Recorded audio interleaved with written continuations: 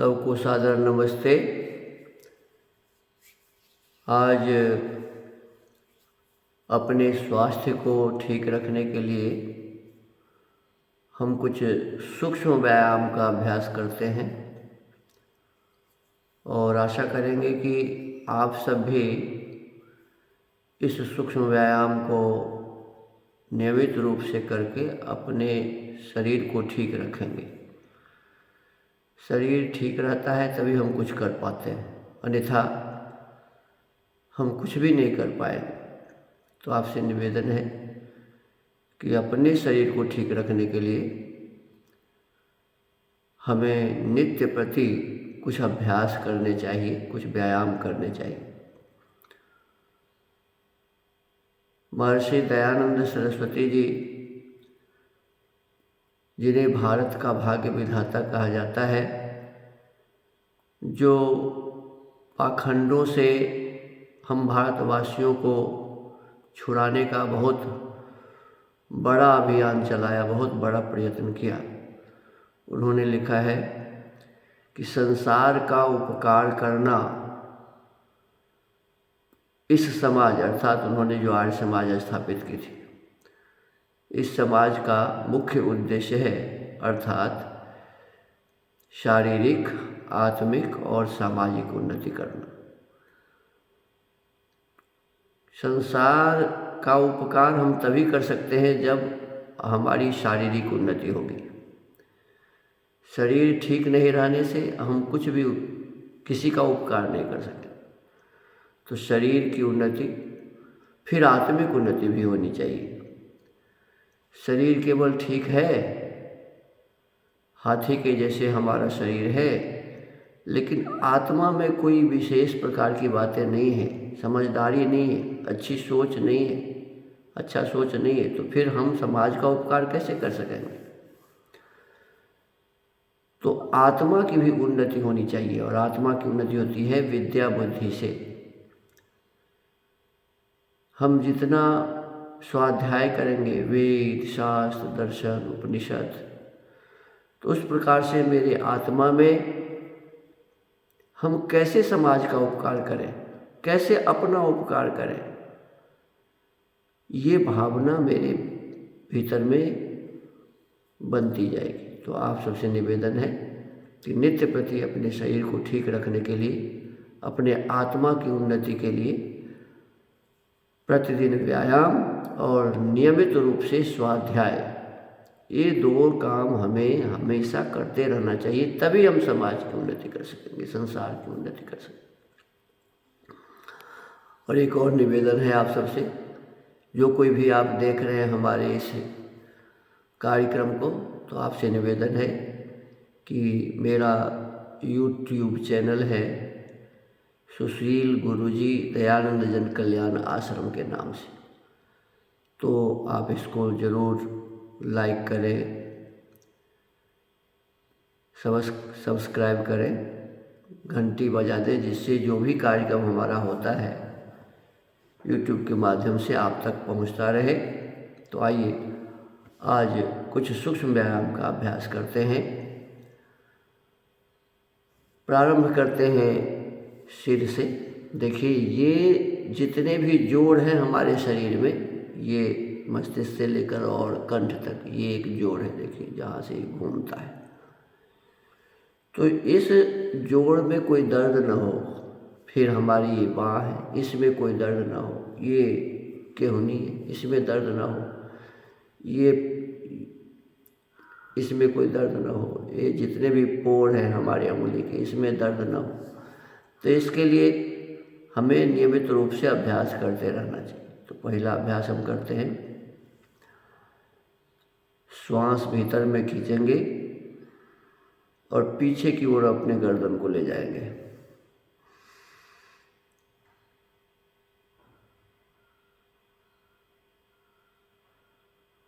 और श्वास छोड़ते हुए सीधा कर लेंगे।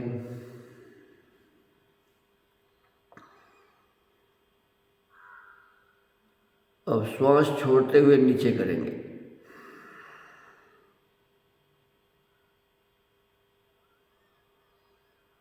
और सीधा करते हुए नॉर्मल हो जाएंगे। इस प्रकार से हमें इस अपनी गर्दन का अभ्यास करते रहना चाहिए।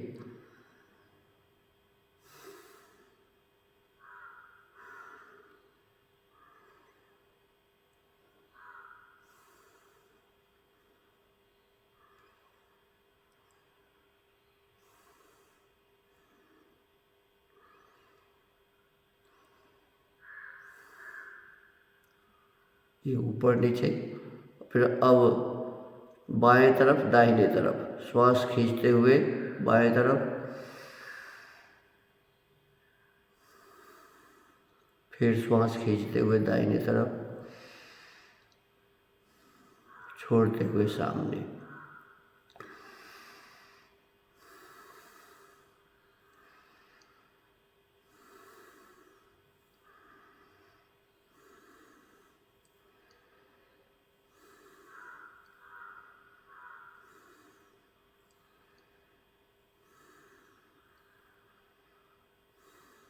जितना हम देख सकें पीछे की ओर देखेंगे, केवल गर्दन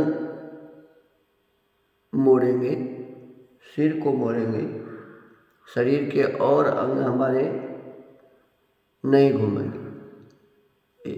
तो पहला अभ्यास ऊपर नीचे, दूसरा अभ्यास बाएं दाएं। ये अब तीसरा अभ्यास है अपने सिर को नीचे की तरफ ले जाएंगे, फिर दाहिने ले जाएंगे, फिर पीछे ले जाएंगे, फिर बाएं ले जाएंगे, फिर नीचे ले जाएंगे। इस प्रकार से चारों ओर अपने इस गर्दन को ऐसे घुमाएंगे। लेकिन ये अभ्यास बैठ के ही करना चाहिए, खड़ा होके नहीं करना चाहिए। ये ध्यान आप सभी रखेंगे, क्योंकि इसमें चक्कर आता है। खड़े होके करेंगे तो आप गिर सकते हैं। इसी प्रकार हम दूसरी तरफ से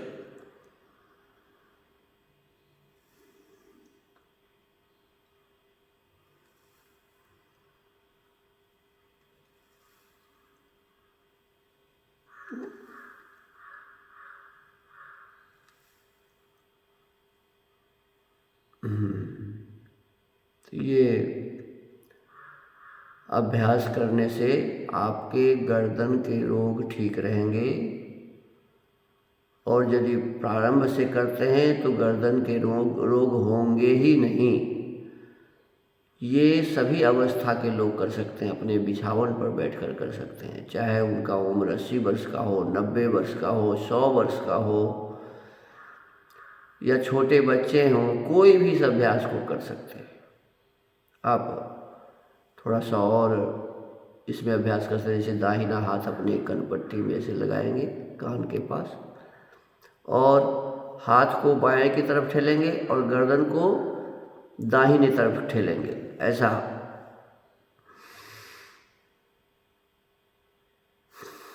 श्वास भर लेंगे ठेलते समय।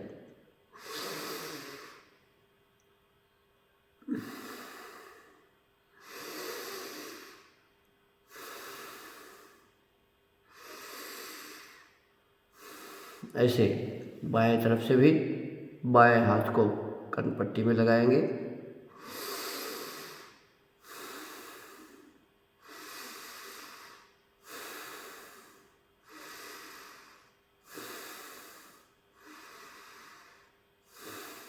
इसी प्रकार से दोनों बाएं तलहथी के ऊपर दाहिने तलहथी को रखिए, अपने कपाल पर इसको लगाइए और सर को आगे की ओर ठेलेंगे श्वास खींचते हुए, और हाथ को पीछे की ओर।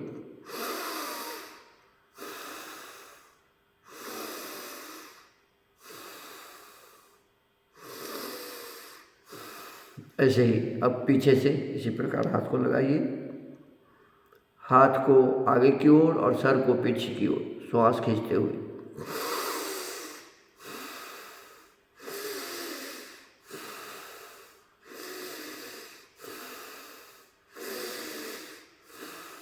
इस प्रकार से आपके जो गर्दन के जोड़ हैं इसके सभी व्यायाम हो गए हैं। इस अभ्यास को नित्य प्रति नियमित रूप से आपको करना चाहिए, जिससे इस जोड़ में किसी प्रकार का कोई दर्द आदि न हो। अब इसके पीछे अब ये नीचे कंधा है, अभी कंधे के व्यायाम को हम करेंगे। देखिए, दोनों हाथ हमारे देखिए ऐसे है घुटने पर, और इसको ऐसे घुमाइए आगे की ओर, ऐसे पीछे की ओर।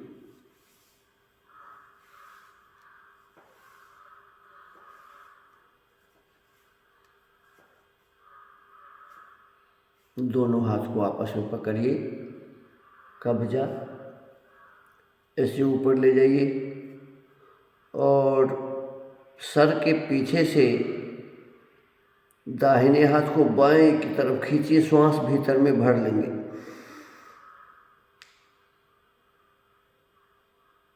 फिर श्वास छोड़ते हुए वापस अब बाएं हाथ को दाहिने तरफ खींचेंगे।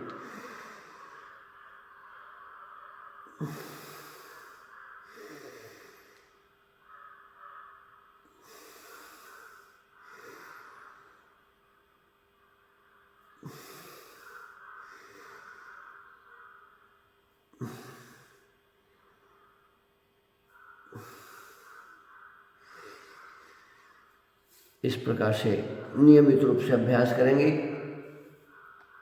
दोनों अपने हाथ के उंगली को दोनों कंधे पर रखिए, दोनों केहनी को मिलाइए, श्वास भरते हुए ऊपर ले जाइए, श्वास छोड़ते हुए वापस।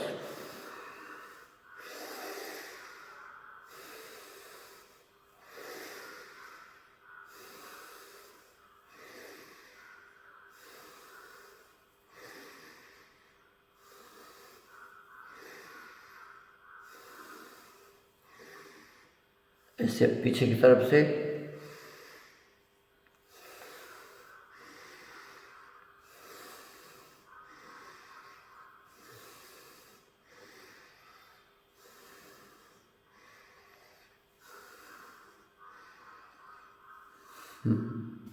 अब दोनों मुट्ठी को बंद करिए, ऊपर की ओर हाथ को फेंकिए, ऊपर फेंके तो हाथ खुल जाएगा। श्वास छोड़ते हुए नीचे,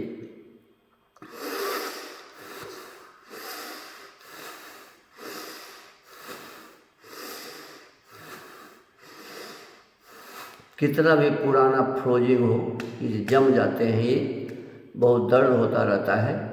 यदि धीरे धीरे इस अभ्यास को, मान लीजिए किसी को बहुत ज़्यादा है, एकाएक ठीक नहीं हुआ तो ऐसे ऐसे करिए, ऐसे ऐसे करिए, ऐसे ऐसे करिए, धीरे धीरे ऐसे बढ़ाते जाइए, धीरे धीरे ऐसे बढ़ाते जाइए, धीरे धीरे ऐसे बढ़ाते जाइए।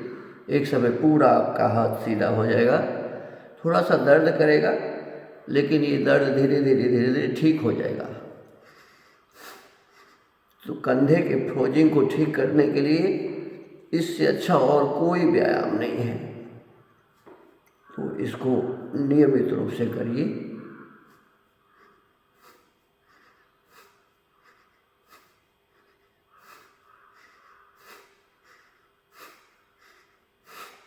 ये कंधे का व्यायाम।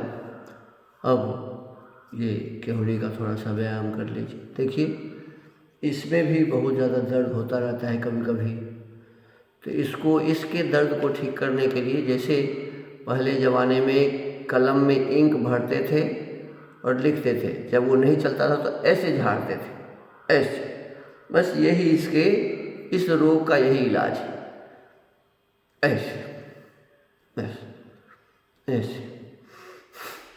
श्वास खींचते हुए ऊपर, श्वास छोड़ते हुए नीचे।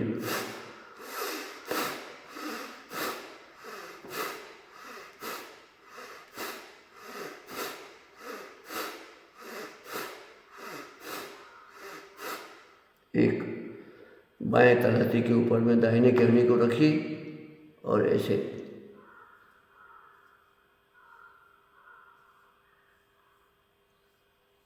दूसरी तरफ से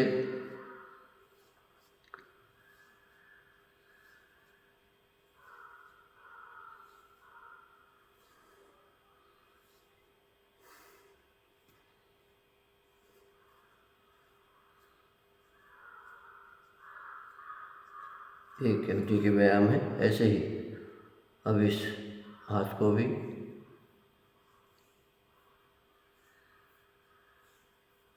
दूसरी तरफ से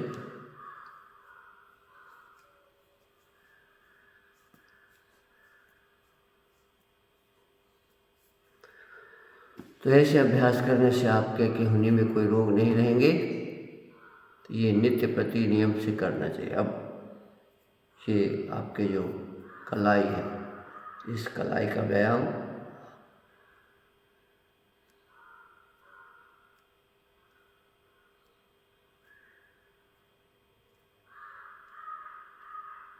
मुट्ठी को बंद करिए, इसको चारों ओर घुमाइए, दूसरी तरफ से भी।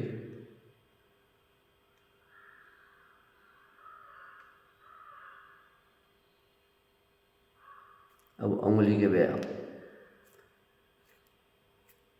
मुट्ठी को बंद करिए, खोलिए, एक बार अंगूठा को भीतर लेके एक बार अंगूठा को बाहर रख के, जोर जब शरीर पर पड़ेगा तो श्वास भीतर, इसे मुट्ठी बंद करते हैं, खोलते हुए बाहर।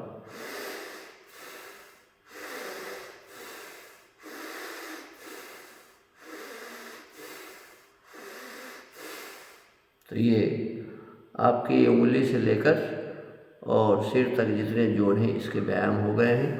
अब कमर का व्यायाम करेंगे।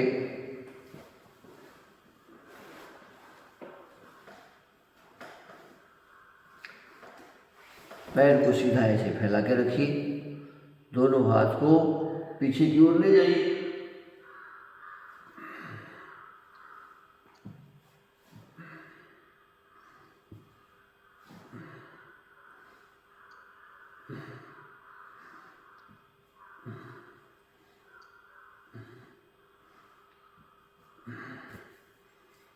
ये, और थोड़ा सा नाव जैसे चलाते हैं, मुताबिक ऐसे शरीर को आगे पीछे। ये सब कमर के व्यायाम है। कि कमर में जिसे दर्द होता है उसे आगे झुकने का विधान नहीं है, ये ध्यान रखना है।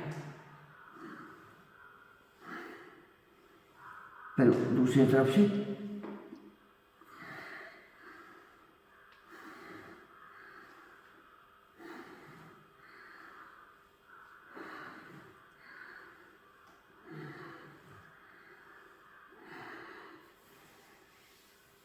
एक और अभ्यास कर लीजिए, ऐसे रस्सी खींचने वाला। ये कंधा और ये किडनी, इसका व्यायाम है।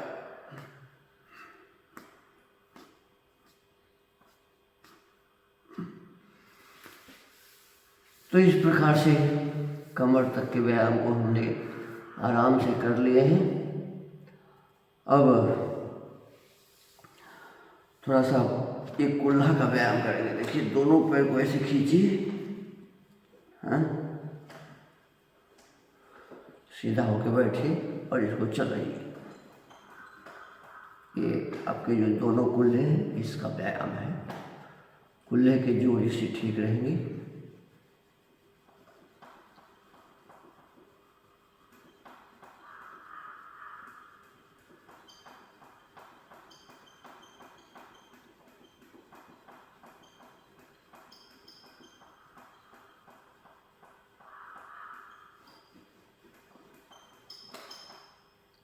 अब देखिए, इसको जितना हो सके बाएं तरफ ले जाइए, दाएं तरफ ले जाइए, ऐसे।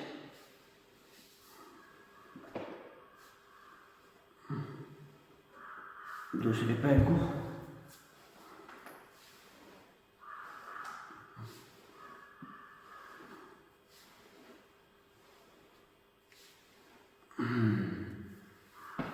अब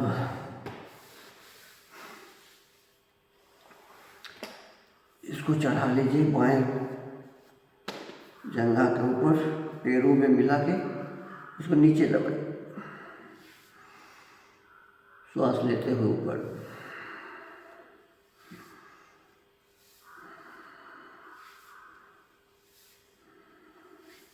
अब इसको चारों ओर घुमाएं ऐसे।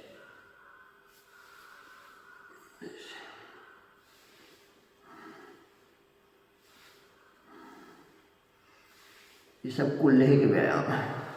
फिर दूसरी तरफ से ऐसे।